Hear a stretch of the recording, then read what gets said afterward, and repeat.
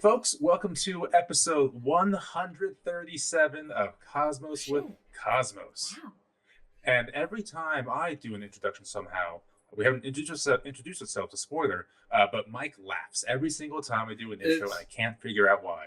It's Liz with sound effects. Because when I gave you that and I was like, I did a little pop sound. Oh, that's necessary. Anyway, I'm Brandon. I'm Liz. Oh, Mike. And for this episode, we're talking all about the spacecraft Juno. Juno. Yay! And we want to emphasize Juno because it's still currently in orbit around Jupiter. However, later this year, it will be inside of Jupiter and gone forever. So nice little celebration while we still can of the spacecraft. Well, it might not. It's just end of mission. But it's going to slowly it's- degrade. But if it's inside of Jupiter. Yeah, but it's just going to slowly degrade. It's not. They don't have to ram it. We'll talk about that later. Okay. All We'll right. talk All about right. that later. They kind of do. Anyway, yeah, we'll talk about that. So anyway, yeah, Mike, what do you got to drink today? All right, I have. Let me get it. The Loki Patera, however you want to say it, which is basically this peach tea drink that we've made. Bourbon. It's got bourbon. What is it you call Kentucky bourbon peach tea. it? Kentucky, which is not what its Bourbon. name is, but Kentucky bourbon peach tea. But that's what it is now. It's got bourbon, peach schnapps, lemon juice, and brown sugar. Little, in this particular case, a little peach simple syrup, and it's got sweet peach tea. Delicious. 0 Excellent. sugar, sweet peach tea, sitting on top. So, cheers. Cool. Liz. Yes. My drink is called The Atmosphere Will Destroy You. And it is just simply a Paloma, which is tequila, grapefruit juice, simple syrup, orange infused tequila, infused with real oranges. We just have oranges sitting in a pitcher of tequila, basically. And some Sprite floated on top, and A little bit of sugar. a little bit. Yeah. Not simple syrup, So a little bit of sugar. Good stuff. So that atmosphere just loves you a little too much. Yeah. I was wondering what direction you were going to go with the name. It was very last minute. It was right then. Last minute is when it was. Nice. What are you drinking, Brandon? Well, I'm currently being a beverage goblin. I have, of course, my water. I have some red rooibos tea, and then I have my my Flin Flot, I'm calling it, which is really just a fancy tequila sunrise. We'll get into what the Flin Flot is and what it means to Flin drink. Flot sounds real fun. I like it. We also got some folks having drinks in the chat there. Ron's got some grape seltzer. Love that. Elizabeth's just drinking juice from Chop Chop. Sounds cool. Oh, lots healthy. of veggies. Lots of veggies juiced. That's. And I thought we had one more. Oh, yeah, yeah. Jack. Jack. Jack made a Jack blueberry, has vanilla iced latte. Nice. So good, so good. He always outdoes us. We need like a Jack book Yeah. and just make those and sip Yeah. on them. Yeah. So make a buck of all our drinks, and then also include Jack's. Yeah. Definitely. Like Jack is the lead though, Yeah. and then up Yeah. underneath yeah. ours is, in small print Yeah. is these are our drinks, Uh-huh. and the dumb names we come up with. All right, so you can follow us on the social medias, Drinking Cosmos on Twitter. Everything else is Cosmos with Cosmos. Follow us, rate us on the iTunes, on the Spotify, wherever, because the more ratings we get, the more people we can annoy with our stuff. And of course, as always, after the show, stick around on YouTube's for The Hangover, where we will talk about something that Liz decides on. Wow. We also have some. Okay. We also have some wonderful friends. For example, Katie makes some neat stuff. You can follow her on Wildixia on Etsy. That's IXIA. Ron has MrRonProctorShow.com. He does a great tune for The Hangover. And the Coopcast. Chickens all And the the way down. Coopcast. And the Coopcast. Yeah, the Coopcast. And finally, we have Jack in Council Bluffs, Iowa at RollingBluffsPlanetarium.com. All right, so we also have the shots. Yeah, love the shot. It's kind of an offshoot of Cosmos with Cosmos. It's 5 to, depending on 23 minutes worth of quick content. They're out every Wednesday. Every other Every Wednesday. other Wednesday. Every other Wednesday. I put this on notice there. And before we begin the show, we of course have our rules. Number one, we take a drink if we hear a puppy bark, or if you see puppy gladiatorial combat behind me, take a drink. I have 2 puppies here at the moment. Okay, so new rule. Yeah. Yeah, because you can't hear the barks with the new noise suppression. So it's just when you see the gladiator combat behind me. I like it. If we make a Star Wars reference, take a drink, and of course any Lord of the Rings reference starting now, take yourself a drink. I'm starting now. Starting now. Okay. And let's see how hot my tea is, because it was 211. My drink is condensating all over me. Oh, such a good tea right now. I'm going to have one more sip of this before we dive into the main episode. So please chat amongst yourself for about the next 20 seconds. 20 seconds? 2. How much of a sip are you? Such good tea. Look, Do I need to scold my esophagus all the way down? What? I'm just going to be dripping. You're going to be dripping. There's so much condensation going on over here for some reason. All right. With that, Juno. Juno! All right, so first we kind of figure out, why was there an emphasis on this mission to go to Jupiter? Why pick Jupiter in the first place as opposed to any other mission that was available? So let's say your name, for a second, let's say your name is Flinflot 25A from the planet Flotvan 18. Okay. All right, so you're Flinflot 25A from Flotvan 18. Yeah. And you're just out on cosmic cruise among the stars, and you rarely lack big numbers. You don't really care for the small numbers at all, right? Those ones and the twos, get out of here. No. So it's like, really, is anything below 1/10 of 1% worth knowing? Probably not. No. So you're out in space studying the stars, some big, some small. There's just a whole lot of them. That's when you come across a nice humdrum star in the Orion arm of the Milky Way galaxy. It's situated comfortably on the main sequence. Not too big, not too small. And like every star out there, absolutely dominates its system. In fact, the sun contains 99.8% of all the mass in the system. So you study a big object. And there's one more object that catches your eye. It's a blob of gas, significantly smaller than a massive star, but still enough to tick on that 99.8% number. 0.1% of the system is Jupiter. Hey. Juice. So that means you, Flinflot 25A, just discovered 99.9% of the solar system. Hey. Just between those two things. Just between the two things. Just between those two things. Point one is everything else. Everything else is just the itty bitty thing. At that point, you might as well take a rest. It's enough. So that's one big reason why we want to study Jupiter. It is a massive part of our system, and we knew frightening little about it, right? Mm-hmm. Yeah. Before we start sending these probes out there. Yeah. So it's a big ball of gas. Is that it? Does it have a core? What's inside of it? What kind of gases constitute it? How was it first formed? When it was formed? What's beneath the clouds? All the things. So to answer those questions, we'll give you a brief history of Jupiter itself. So as we know on this podcast, the planet was at the center of one of the most fundamental changes in our thinking of the universe. It was on January 7th, 1610. Mr. Galileo. Yeah, Mr. Galileo noticed those 4 dots around Jupiter. And over the course of a few nights, those dots moved around the planet. And he concluded that those dots were orbiting the planet. It was not Flinflot 25A. It was not aliens. But it proved the geocentric model of the solar system was wrong. Mm-hmm. So thanks to Jupiter, the big 0.1%, we found out, we're not in the center of everything. Thanks, Jupes. Thanks, Droopy Droops.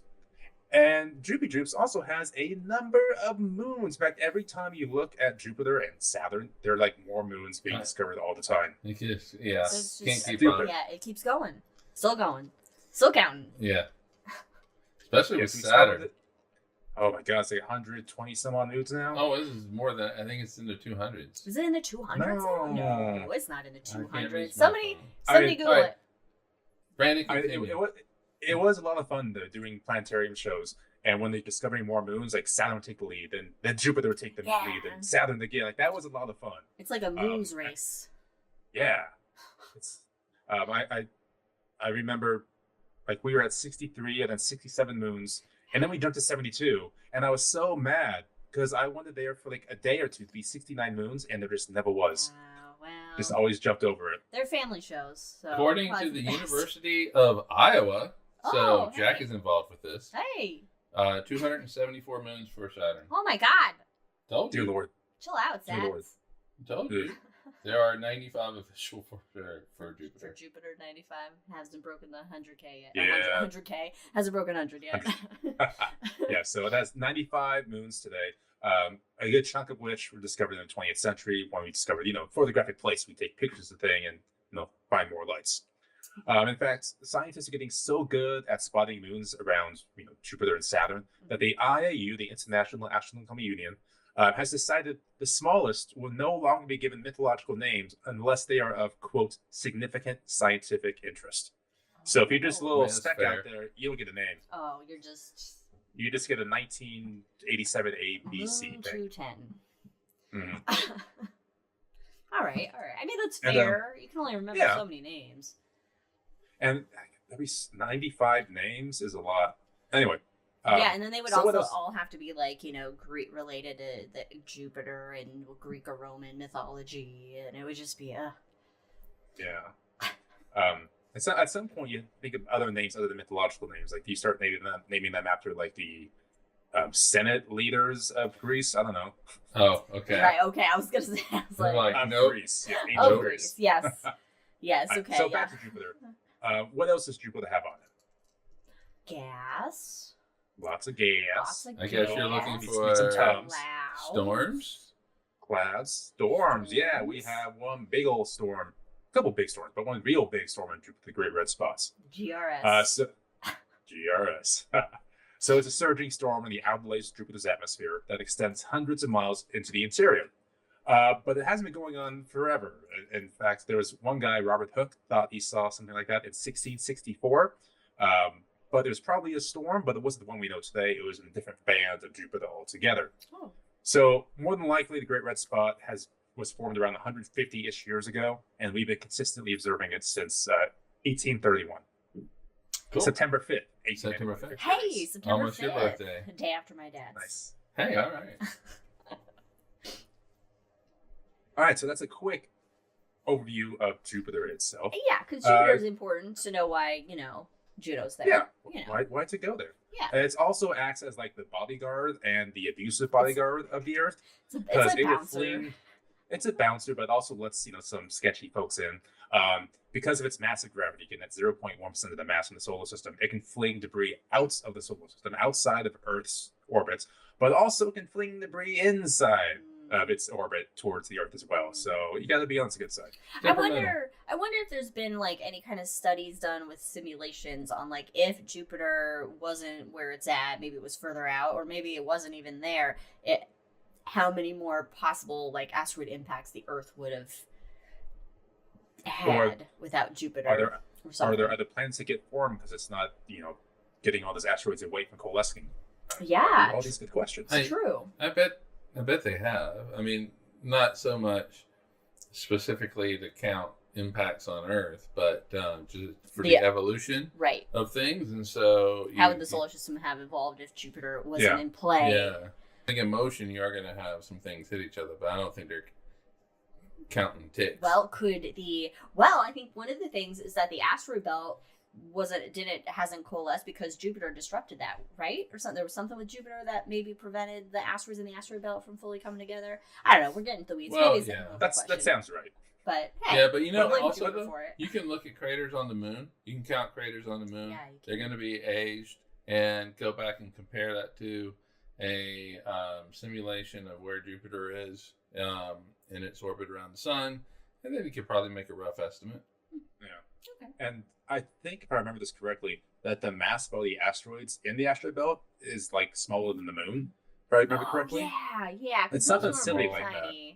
Yeah, I mean, we got Ceres out there with big old, something big silly. It's just silly. Silly asteroids. Tis a silly place. But we all know the asteroid belt. Let's go there. Just like Star Wars. Does. That's a drink. In addition to asteroid worms. I gotta get it checked out. Which look a lot like sandworms from a dune. True. Yeah. Hey, back on track. Oh, Indiana's coming in. Oh no. Hey, join us. Okay, go, Brandon. Back on track. All right. So here we go. So Juno is not the first spacecraft to visit Jupiter. Any guesses, if you've not looked at the notes, how many spacecraft have flown by or visited Jupiter? Ooh. Is this counting Juno? This is counting Juno, yes. Did Cassini fly by Jupiter? Didn't New Horizons fly past? I'm going to say 6. Pioneer 10 and 11. Voyagers 1 and 2. Did 2 go by? I guess it did. Yep. Okay. Galileo, Juno, obviously, so that's at least 6. I We got it. So New Horizons. So that's the New Horizons.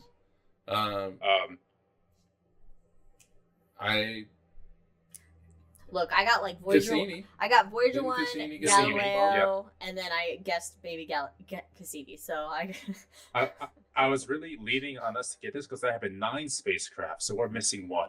what do we miss? 9 spacecraft have visited Jupiter. 9. We have the Mariners, we have the Voyagers, New Horizons, Galileo, Cassini, Juno. Oh, we miss it. I don't know. One really sad spacecraft. Yep. Anyway, no, it's not on the notes. I thought we would get it.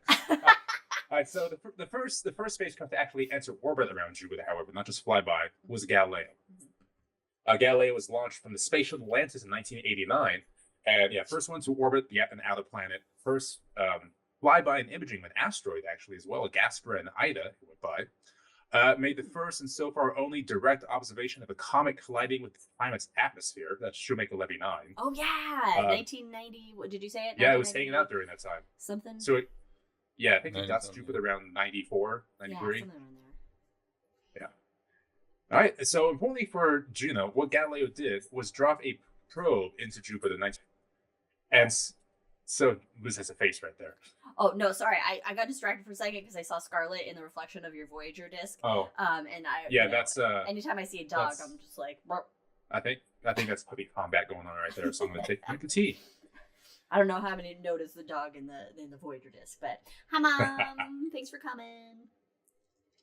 Okay, so guys, 1 second. All right, so Galileo dropped this probe into Jupiter, and there was kind of number one, what it did is it went in 112 miles into Jupiter itself, and so I think it sent out like 56 minutes of information. It was like 56 minutes and 12 seconds, something like that. But at the very end, it experienced 228 Gs, and it was 28,000 degrees Fahrenheit. Woo! Hello. So it did a nice little job. Yeah. So among its, you don't want to. Yeah, Jupiter's not a hospitable friendly. place. Yeah. This atmosphere kills you. Yeah. This atmosphere will destroy you. Yep. So among its findings is that Jupiter had half as much helium as expected and much less water vapor as thought. In fact, when I say much less, had 0 water vapor. All right, remember that little water fact for later. Yeah. Okay. So hold why? on. Okay. Jupiter had less water vapor than thought. All right. So why is that important for Juno? Well, water and heavy elements is extremely important in planetary formation models. So for example, with Jupiter forming the same disk as the sun, you'd expect the ratio of elements to be roughly the same, right? Heavy elements, and compared to the ratio of lighter elements and hydrogen, you'd expect a similar ratio. So if Jupiter formed in its same disk all at once, then the ratio should be the same. But there was 2 to 3 times as many heavy elements as expected, and there was no water vapor found. So completely unexpected findings. Interesting. So the conclusion at the time was that the probe was dropped at a single location and didn't obtain a global sample. So maybe just this one area of Jupiter was like a desert, right? Okay. Right? Yeah, Something they like dropped that. it in Phoenix. It's a little, Probe landed in Phoenix. It's like, this place Death sucks. Valley. No, I'm There's sorry. no water. 28,000 degrees Fahrenheit, but it's a dry heat at least, right? Because there's no water. It's a Pizza dry oven's heat. right, too. But those numbers were still changing as the probe was being destroyed. So that was the explanation. And if that conclusion, however, was incorrect, if it turns out that there was, what do you want to call it, appropriate of the global sample size, then we need a whole new theory on planetary formation.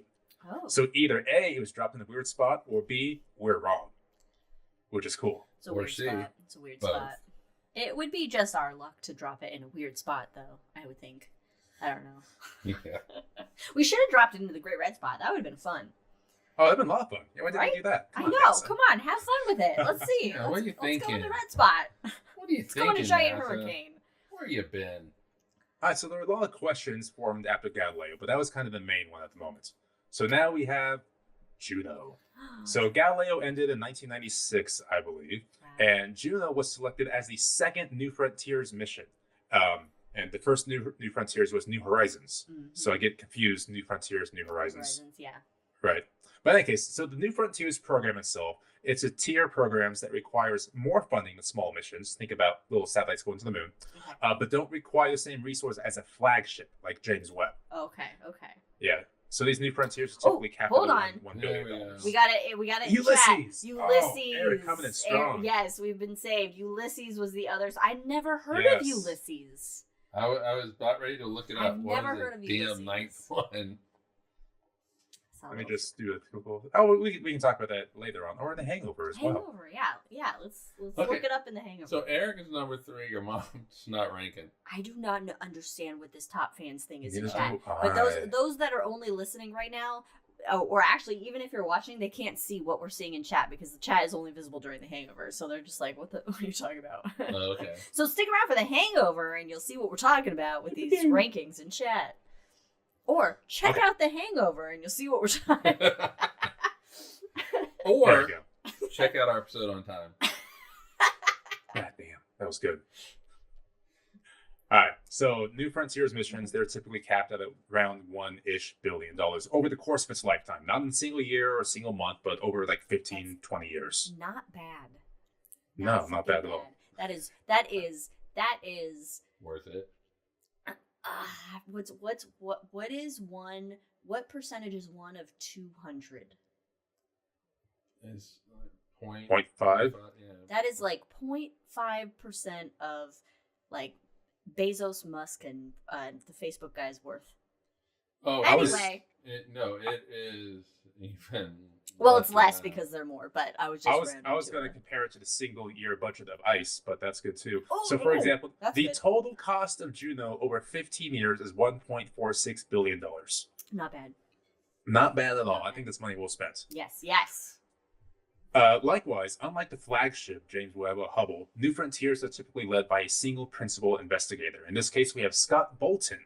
And Bolton was also involved with Galileo and Cassini-Huygens, has been with JPL for 25 years. So he was pretty good. Relation To to Michael Bolton. See, why should No. he be the one that changed his name? He's the one that Michael's the one that sucks. Sorry. A little office segue there. Continue. Okay.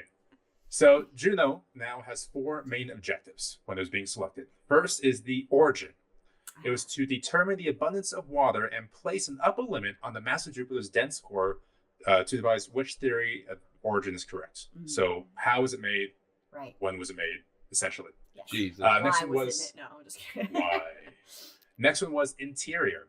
Understand Jupiter's interior structure and how material moves deep within the planet by mapping its gravitational and magnetic fields. Yes, because we don't know what's inside. We don't know. We hypothesize there's a small, dense core, like a rocky planet core, but we don't know yet. Yeah, as Brad Or at Pitt the once time. said, what's in the planet? He's What's cotton in the candy. candy. planet? He's cotton candy. That's what's in it. If it was cotton candy, I'm there. I'm there. And after 2 comes 3, atmosphere. Map variations in atmospheric composition, temperature, cloud opacity, and dynamics to depths greater than 100 bars at all latitudes. So study inside of it all around. And then finally, the magnetosphere. Characterize and explore the 3-dimensional structure of Jupiter's polar magnetosphere and auroras. Yeah, that metallic hydrogen layer making that magnetosphere. Mm-hmm. You know. Yeah. Also, metallic hydrogen. What is that? What does it look like? What does it taste like? I don't think you want to taste it. No. my I goodness. don't think you would taste it. But also, those electrons, they move kind of freely. You might get a little zap. Little zap. Little Ooh, it's zappy. Ooh. Yeah, because electrons can move freely. It means nothing to me when you say that, but anyway, continue. Oh, Alright. put your finger in a socket. The electrons will freely move through you Oh, to okay. the ground. Okay. Don't Alright, do so that it's- at home, anybody. Yes, please don't do that. Our lawyers say that you cannot do that. I just checked with Mr. Further back there, the legal expert. He said don't do it. Yes. All right, so to get to Jupiter and to get those 4 main objectives, you had to build the thing itself. Yes. So Juno is about the size of a basketball court, all told. Oh, shit. Yeah, really? that's big. That's big. Yeah. Well, Jeez. it's Like a kinda high cheating. school like the court. It's a standard same court dimensions. size. It's a standard court size. Yeah. Okay. All right. So, all right. so NBA. Yeah. Yeah. So we Which got is also this. somebody which is also like the shooting same- threes into it. Right by the bus, and that's also the same size as the flag on the Vertical Assembly Building, the VAB down in Kennedy Space Center. Okay, so it's that big, but the main body with all the guts and stuff in it is just 11.5 feet, Okay. and it's the 3 solar panels that stretch out 66 That feet. make total. it the big. I'm still amazed there's a flag that size. But anyway, okay. America. So it's really that because the But solar NASA's panels allowed to are have a it. very important feature. So Yes. Yeah. Yes. Because of course there's solar powered out there, so you need as much surface area as possible to collect the sun's lights. In fact, there was a question someone was doing. JP guy was doing a Q&A 9 years ago on YouTube, and one of the questions was, if we have those big solar panels, is it possible to collect the light bouncing off of Jupiter and powering the craft that way? No. The answer was no, because it's just so little light, Yeah. plus the orientation Oh, of right. Juno wouldn't be correct. right. Okay. Yeah. Because the solar But it panels was- are it was- always going to be facing the sun. Right, and then Basically. just so little light reflected. But it was a really good question, I thought. That actually, yeah, that is a good question. Yeah. So we got these 3 solar panels stretching out 66 feet across, and then when it's orbiting Jupiter, it's actually spinning like a little top, Oh. and it's spinning twice a minute, which is fairly fast actually. Twice a minute for something the size Uh-huh. of a basketball court? Yeah, that's pretty good. One time around every 30 seconds. Yeah, that's a good clip. Yeah. That'll make you And sick what on is it? if it was an amusement park ride. That would definitely Yeah. cause an Do the issue. trick. Well, it gets worse or better because when it's making adjustments, it ups to 5 rotations per minute. Jesus. And it just keeps going, so you never get off the ride. No. No. Gee, well, you could jump off, but Well, that's then you're gonna then go it's into fling Jupiter, and Then you get yourself the angular momentum and keep spinning anyway. that's true. Jumping Yeah. out of a spacecraft is not, or a satellite or telescope, whatever, is not the same as jumping out of a moving car or a train. No. That's correct. You're very right. All right. So Juno is also designed to be a polar orbiter. So if you think of like the International Space Station, for example, or some other satellites, they just kind of go around the Earth. This one's going north to south around the poles Yes. at an extremely elliptical orbit. So one of the reasons why it's doing that is to avoid the harshest environments of Jupiter's radiation belts. Oh. So to avoid these belts and actually to dip underneath it, it dips within 2,100 miles of the cloud tops. Wow, that's so close. And so, yeah. So from some perspective, if Jupiter were basketball, this would mean that Jupiter dips within 6 millimeters of the surface. Whoa. That's how itty bitty close it's getting. They're really just skimming it. They're skimming it. They're just You don't want to skim too much. That atmosphere makes a little drag. which No, then degrades the that's- orbit, which then That's causes end of crashes. mission real fast. Yeah. Yeah. So originally it was designed for 35 of these polar sweeps, these big orbits, and because it got extended for 2 more as well. So 37 polar sweeps altogether. Nice. And to protect all of the electrical guts, there's something called an, quote, armored vault, which sounds cool. There's a titanium vault that encases most of the electronic components, and it's about the size of an SUV, and it weighs 400 pounds. Holy shit. So it's like a sarcophagus for electronic That's components. also, though, light for an SUV. Yeah, right? Yeah. But, yeah, because, I mean, yeah. I mean, I get worried if a drop of water gets off my cell phone. So, yeah, electronics in space is needs to be protected. Yeah, oh, yeah. Not that there's water that So- can drop on it, but A lot of radiation, which is like, Yeah. Not space water, but what do you want to call that? death. Space death. It's like Yeah, space it's death. just Yeah. death. Okay. It's just death. Just death. Uh-huh. So that It's night rain. It's not Titanic. It's night rain. my God. That Titanic sarcophagus is protecting basically 9 instruments as well. So we're just going to name them, and we'll talk about one of them. And there's another one you can talk about. We can read the description as well. Okay. So we have the microwave radiometer, Jovian infrared aurora mapper, the magnetometer, gravity science, Jovian auroral distributions experiment, Jade, sounds fun. Ooh, this one's a fun one. Jovian energetic particle detector instrument, Jedi. Yes. Yes. God, I gotta know we love have nerds radio- at NASA. Yeah. Then we have the radio and plasma wave sensor, ultraviolet spectrograph, Juno cam, and stellar reference unit. Interesting. So it's kind of funny. So most websites, most references say 9 instruments, some say 8 instruments, and that's because of the Juno cam. So the Juno cam was almost a throwaway thought. They wanted to add the camera for PR reasons, to take pictures of the planet. They didn't need it. They just thought, okay, for PR reasons, we should probably add the camera onto it. Fuck yeah, you should add a camera onto it. First of And all, every single pictures person is wants made? to see the images. Even the scientists want to see actual images. Yeah, man. That close. And those pictures are beautiful. Oh my god. Just works of Oh, art. yeah. Holy We're shit. definitely going to talk about those in a little bit here, but gorgeous images. If they didn't add a Juno cam, what are we even doing? Yeah, exactly. Exactly. Fuck all the data. We're a visual species. And right, and of course they have some plaques, some quotes and things on it. Lost internet, so and we're back. Okay, we lost internet for a second. I don't know. I don't know. So what we ought to start doing is just like making weird faces and just freezing for a few seconds so that freak everybody out. Yeah, we still frozen on the YouTubes. Yeah, I know. We're buffering. It's just gonna buffer. Point has to do with the solar system just at large. Oh, As the seen solar from- as system seen from at Earth. large. Okay, And I did not know this. So I found it kind of interesting. So if you go out at night, at a very dark location, Mhm, you can see the glow of the solar system Yes, after the sun yes. is set. It's called the zodiacal light. Ah, yes. And basically it is light reflecting off the dust in the solar system, and you can see that from Earth. And so the prevailing thought was that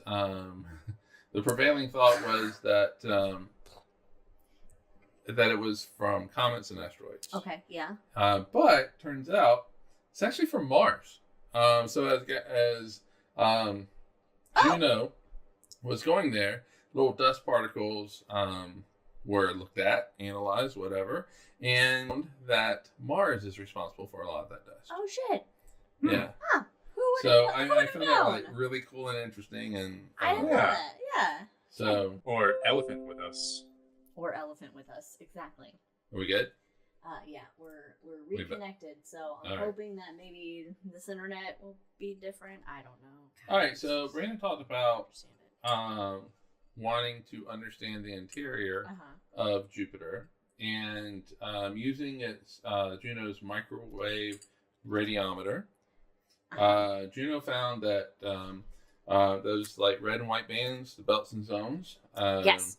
This is a rock and that metallic hydrogen that you talked about. And this peculiar core may be the collision that occurred in the early days of Jupiter. Okay, But- wait, hold on, because I was looking at the fucking stream connections and shit. Fuzzy core. Yes. What does that mean? They they don't think it's a solid core like originally thought. Yeah, but fuzzy. That just Yeah. So it's like mushy. yeah. So it like a solid Like- core would be like solid rock, yeah, right? yeah. So if it's fuzzy, Uh-huh. all right. So solid rock core. Yeah. Above that, you have the metallic hydrogen. Blah blah blah. Uh-huh. But what it appears to be is it's not solid rock, kind of especially around the edges or so. You have a little bit of mix of rock and the metallic hydrogen. So maybe a little bit we call more that rock. the cotton candy layer. There we go. Okay, so it's not like a distinctive necessarily like this is this, this is this, this is this. Yeah. It's kind of like all blending. It's blending. It's in. fuzzy. It's fuzzy. Like there's no Yeah. start of the yellow and red on the drink. It's a fuzzy. Yeah, got a little transition. gradient. Somebody used a little made it lessen the hardness in Photoshop. Yeah. It's a feather effect, if you It's will. a feather effect. It's They- feathered. It's feathered. Yeah. the person that invented Jupiter. Mhm, I mean, mhm. we've all seen Hitchhiker's Guide, right? So Yeah. it's made in a factory on the factory floor. Mhm. The original guy who did it, he kind of feathered Yeah. Yeah. the All right. the All core. right. All right. So yeah. I like it. Sweet. All right, so that was an interesting discovery Mhm. with Jupiter. Also, like Brandon said, it's in a polar orbit, so it looks at the North Pole and the South Pole. Yeah. And the Juno cam provided the first clear close-up pictures of Jupiter's North Pole. And what's on the North Pole? I don't know, Santa. Something we have.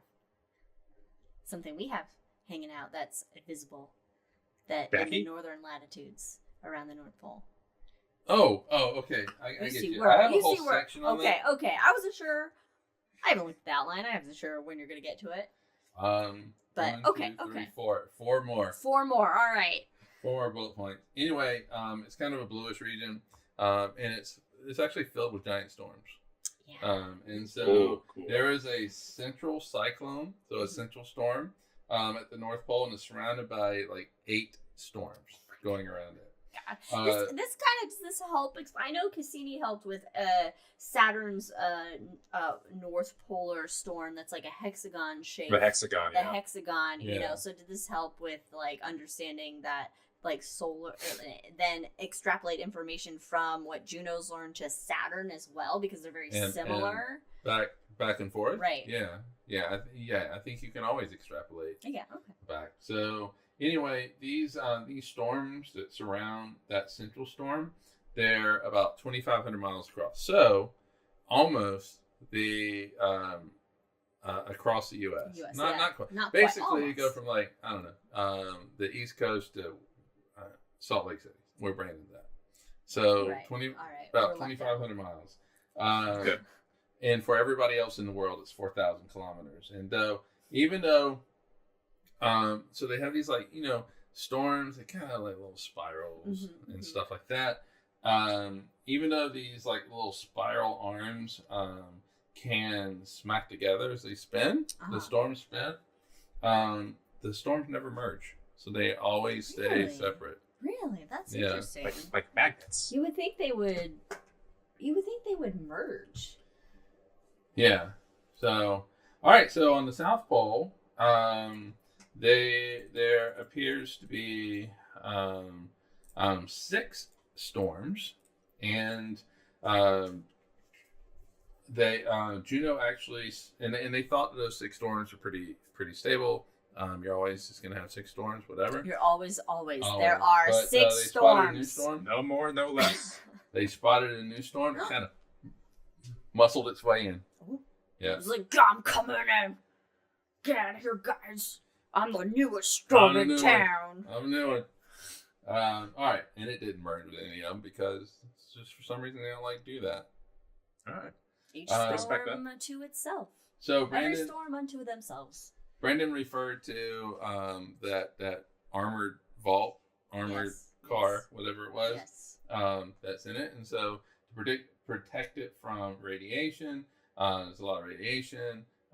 Jupiter has a very strong magnetic field, which we've all kind of known He's about. such a big boy.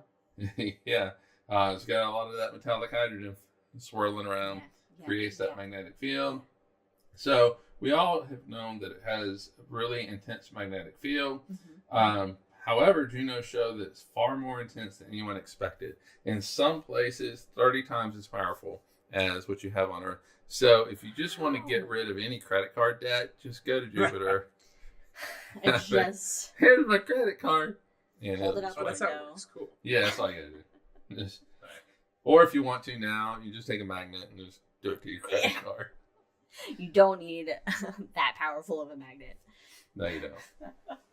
All right, so Brandon talked about the little probe that went into the atmosphere. Yeah, the Galileo sent in So we there. have a little mystery that came out of that. Yeah. The Well, mystery you know, of the it was- missing it- water. Yeah. It was just a weird spot, right? It was just a weird spot. It was just a weird spot. Allegedly. Yeah. It's all about the interior, right? So It's all about the interior.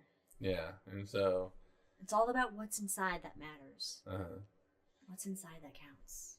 So I agree with you, but I'm just being real like nitpicky by going, All right. It's just like, yeah. Well, so it's convecting more. It's got more convection than. Well, yeah, I mean, that spinning, metallic it spins hydrogen. It quickly. spins quicker. You have that metallic hydrogen with sloshing around in there, spinning with it.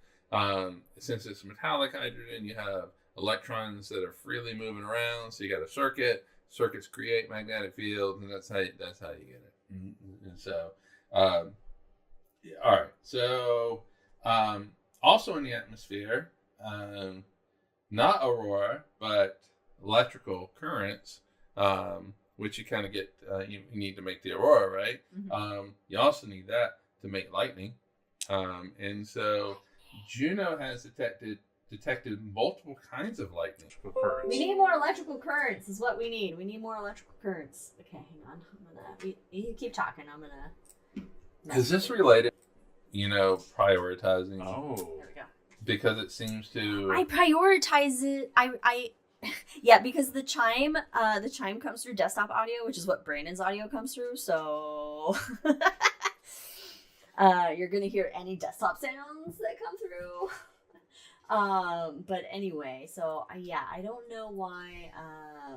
Are we back? Yeah, we're back. At least for Brandon, we're back. And that's what matters. And that's what matters. Well, you're the number one fan. I mean, I keep adjusting the bit rate, and I really don't understand why our internet can't handle it. I think it might be because we're streaming. I think because we're doing Teams. We're doing Teams, which it's been worse ever since we started Teams, maybe. But we've. Oh, that's true. Yeah, because we're doing Teams and because we're doing OBS, I think that also has an effect of. All right. So, are we good? Why is our background gone? Okay. That's weird. Okay. Yeah, just continue talking. Whatever, we'll figure it out. All right. So, one of the forms of lightning forms high up in the atmosphere. And this type where it's very cold, where it's too cold for water, this kind of shallow lightning, quote unquote, is thought to be caused by ice crystals and ammonia colliding. Ice crystals and ammonia? Yeah. That's cool. Oh, that's really neat. I like that. And of course, we have the Great Red Spot. Jupiter's Great Red Spot appears to be slowly shrinking from twice Earth's size in 1979 with Voyager flying past to only 1.3 times now the size of the Earth. Juno plumbed the depths of the Great Red Spot, showing that its route runs 200 miles deep. I even read somewhere where 300 miles. Wow. So, regardless, it's 50 to 100 times as deep as the Earth's oceans. So it goes down pretty far. It's deep. Wow. That is deep. So that's the Great Red Spot. Have you ever heard of the Great Blue Spot? On Neptune. On Neptune. Hey, nice. On Jupiter? No. So, Juno has spent years tracking the Great Blue Spot. What? Yeah, What? The reason why you've never seen a picture of it is because it's invisible. Okay. That Which makes makes me sense. think, oh, come on, guys. It ain't real. How many people are saying it ain't real? It's invisible. It's a localized, intense magnetic field. So it is visible just to the magnetic instruments on Juno. And so it's on Jupiter's equator. It's called the Great Blue Spot. And it showed that it appears to be drifting eastward, pushed by the winds. Interesting. So not sure. I mean, this is the first that I had heard of it today when I was looking at this. The Blue Spot. Blue Spot. Yeah, so I haven't had a chance to really look into it anymore. It's interesting that the winds are pushing it east. But at its current course and speed, it'll go around Jupiter about 350 years. So Wow. So Okay. slow. So it is slow moving. Just taking its time. It's meandering. Meandering. You know? Yeah, Why but rush? it's running a straight line around. Why rush? Why rush? Exactly. There's no need to rush anything in life. It has made some discoveries on the moon. Wait. Oh, on the moons. I thought you were just gonna say the moon, and I was like, our moon? What? How? It did fly by the Earth real close that It one did. time. It did. All right, so volcanic activity. So we're gonna talk IO first. Which? Get ready. What's Your that? drink name. Oh shit! I forgot what my drink name Oh. was. All right. Thank you. Yeah. All right. So, Juno has identified a large, powerful volcanic hotspot on Io. I actually had this twice. But anyway, it's significantly larger than Lake Superior. Ooh. It has detected massive eruptions. In fact, the biggest volcanic eruption is on Io is 5.2 times bigger than Loki Patera, which we'll get to in a second. That was the previous largest Loki Patera. Hey. Oh, I don't have any more drink. Hell yeah, Patera. Love that band. I'll allow it. This just died a little bit inside. This new eruption has a size of 40,000 square kilometers, which is 15,444 square miles. Pretty big, like I said, about the size of Lake Superior. And if you want more information on it, check out our shot, Io and the Big Volcano. Yeah, Io. It's one of my favorite moons in the solar system. It looks like a pizza. It does. But except you can't eat this pizza. No, you don't want to eat it. It's going to be bad for you. Loki Patera, it has taken close-up pictures of Loki Patera and revealed that it is a lava lake with few little islands in it. And yeah, interestingly enough, and possibly obsidian-like surface. Oh, obsidian-like. Obsidian-like. Smooth. Yeah. So that'd be like black and smooth, right? And I mean that. Oh God! Imagine just the view around you, and then of the view above you, depending. I mean. And then just imagine the death you'd experience. Well, okay, yes, okay, but if you could insulate yourself from the death, you got if you were in special thing. A giant bolt. Yeah, with a window. So Juno's instruments have mapped cooling lava flows across Io's surface, and it suggests a dynamic and active interior. Which, it's got to have a dynamic and active interior to have all those fucking volcanoes. Yeah, a lot of squishing and stretching happen with gravitational forces. Like 50 feet or something. I think it was like 60 feet that the surface rises in a day. So you're really it's like my tummy at Thanksgiving. Yeah. For Europa, Juno has captured images that may be associated with plumes of water vapor erupting off the surface of Europa. Europa, yeah. Juno's camera has provided high-resolution images of features like chaos terrain, fracture terrains. It found a unique feature nicknamed the platypus. Ooh, the platypus. Better have a little tail. I know, right? And like a little. Are those the ones that have like the little? The poison. Like it has a little poison barb or something that can get you. Yeah. Platypus, yeah. So they're not like cute and cuddly like you think? I don't think you want to cuddle them. No. Oh, man. That's not cool. Did you know that Juno has an atmosphere? I'm sorry, the spacecraft? Juno? Oh, I'm sorry. Europa. Oh, okay. I was like, what? I was like, wait a minute. That sounds cool. What? Did it steal some from Jupiter when it's skimming it? Juno has measured the production of oxygen in Europa's atmosphere. So Europa does have a very tenuous atmosphere. Oh, okay. Further supporting the idea of a potential ocean beneath the ice. Yes, this is one thing that has been a thing. Is there an undersurface own of liquid water? And then what? In fact, Europa is the ice. Most likely, is a prime target. Life. I mean, I've seen the movie Europa Report. We probably don't want to find it. Okay, it was a fun little movie.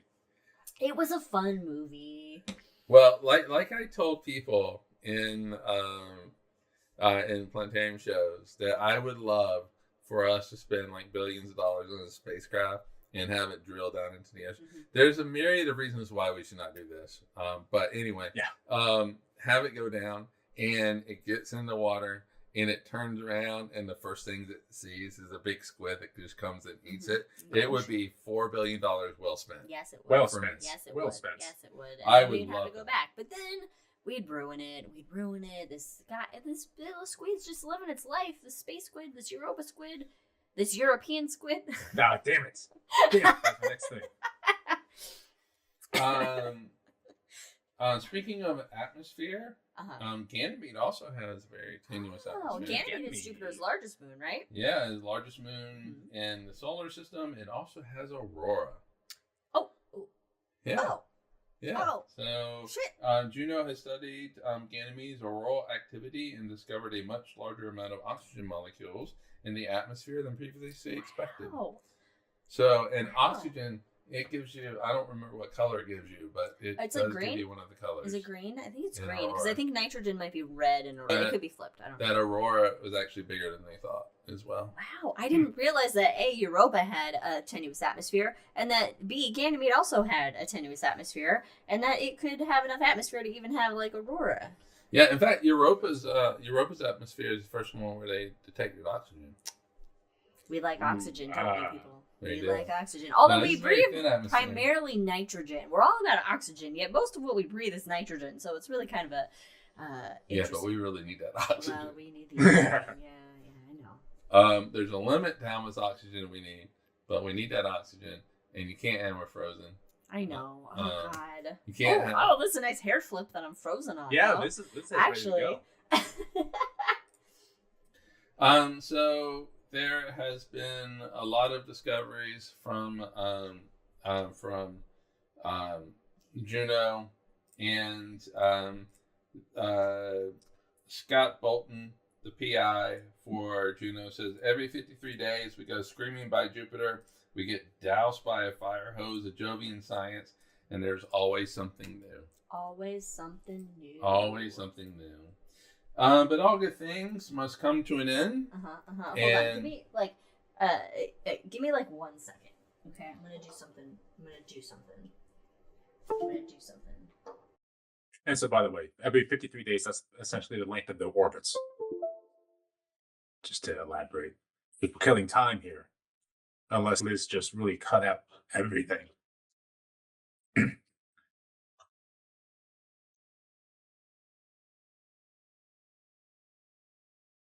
And normally, I would think that I have to show it to myself, but if Liz's internet isn't working, that means what I am saying is not being broadcasted out to the ears of other people. Okay, but you can't see us yet.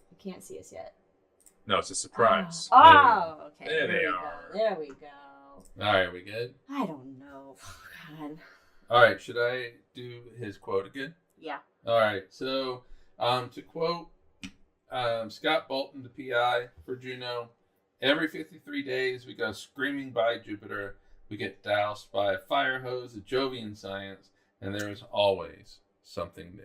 A fire hose of Jovian science. Yeah, just shot right down. Yeah, those are Those powerful. three- Those are powerful There's things. 3 My dad can terabits tell of you. data. The 3 terabits of data. All right.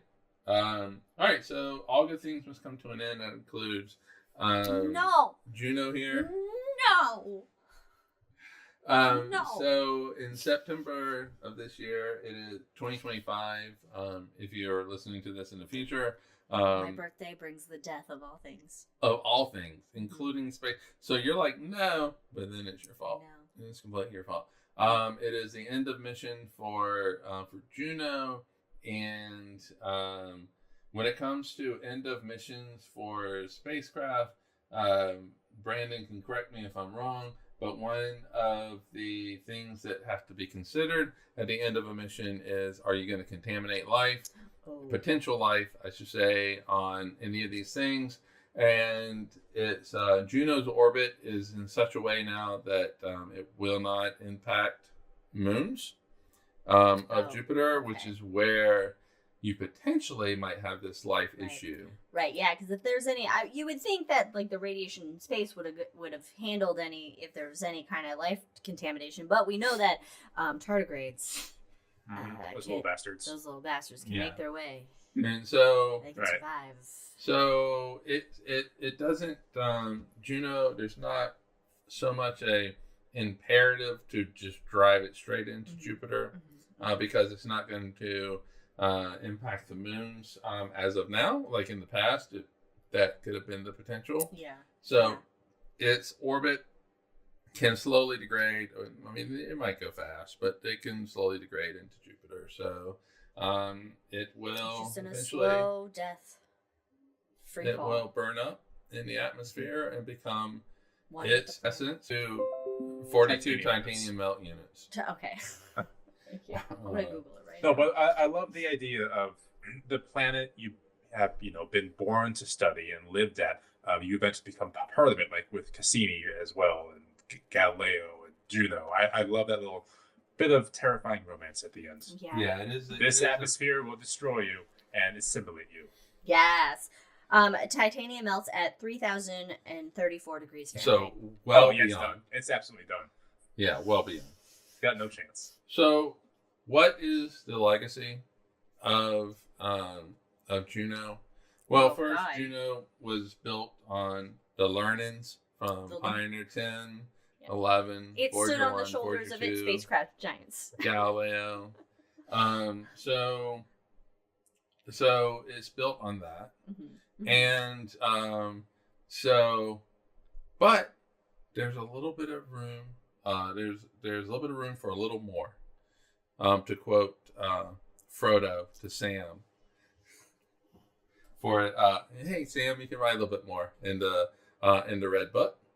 So Juno is not the end. We are sending more spacecraft there, right?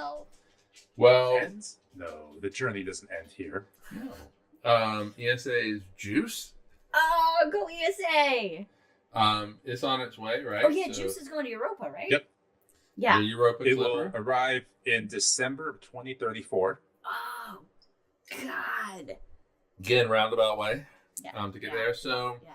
what we learn from Juno is going to help us with those missions as well. But also, I mean, we're probably going to be spending years and years just going over the 3 terabytes of data. Terabits. True. Terabits God, Frodo was of perfect in the data. background. And learning even more and more about He's so cute. Jupiter. You gotta pay attention. Mr. Frodo's back I there. know. I know. We haven't even analyzed all the data, so it's like there's a lot more to learn. Mysteries from. to unravel. Mysteries. I mean, this was a really important spacecraft to send. Very good. And then if you just without even the science, which is incredibly important and wow in itself, just how absolutely gorgeous Look them up. the atmosphere of Jupiter is. It's just art. It's Yeah. abstract art is what it is. Just Google Juno Jupiter images. Yeah. Just And- be and sure to just put Jupiter in there images. because you might get pictures of the Greek goddess. Otherwise, so Well, you Yeah. might get the Earth. for Juno, Yeah, it swung by the Earth, took some pictures. Or you'll get information about the movie Juno. that's true. That's true. Oh, that's right. It's like, what movies? Oh, that's right. It's, That was a good episode, Home Skillet, as Juno would say. all right, so that is our look at Juno here at the end of all things with Juno. And so, Nice. Right. Do you think it remembers the taste of strawberries? No, just the taste of cotton candy and its fuzzy core. Yeah. So, oh man, shit, we gotta figure out. Our schedule's gonna get a little weird now. Our schedule is going to get a little weird. We're going to be In and out. Okay. Liz hold and I on. will be For in everybody- Philadelphia in 2 weeks. Yeah, so in 2 weeks we're not going to have a show. We will not have a show on July 27th as per normal. And we won't I'm thinking that we'll have a show maybe the 10th of August, and then either do 2 shows in a row or do the 10th and then the 24th of August. And then maybe do 2 shows in a row. I don't know. We're still figuring it out, but just be aware that we will not have a show in 2 weeks due to us being on assignment. Yes. Ooh, nice. Yes. We will be in Philadelphia, and Liz and I have a presentation. I'm gonna get my Liberty Bell on. Which my dad said we have to go see that. I know. In fact, I've been rewatching How I Met Your Mother during my lunchtime stationary bike exercise rides because I went through all Gilmore Girls. So now I'm on How I Met Your Mother, and so there's an episode where they go and lick the Liberty Bell, and I'm like, has anybody actually licked it? I think that will be frowned upon. Yeah, but yeah, no. You know what? I would like to taste Liberty before I lose it. All right, well said. Well past that. True. And as a woman, yes, true. On that note, take the liberty to join us in 4 weeks, and when we talk about what high in the sky in August and book club. Oh yes, our book club, our first ever book club that gives us more time to finish the book. Chasing the Sun by Richard Cohen is our current book that we are reading for our inaugural episode of book club, which will be the hangover of the High in the Sky August episode, which will be after August begins. I'll be the first to say, glad I got 2 more weeks. Me too. So join us in 4 weeks. Cheers, everybody. We'll see you then. Bye. Bye.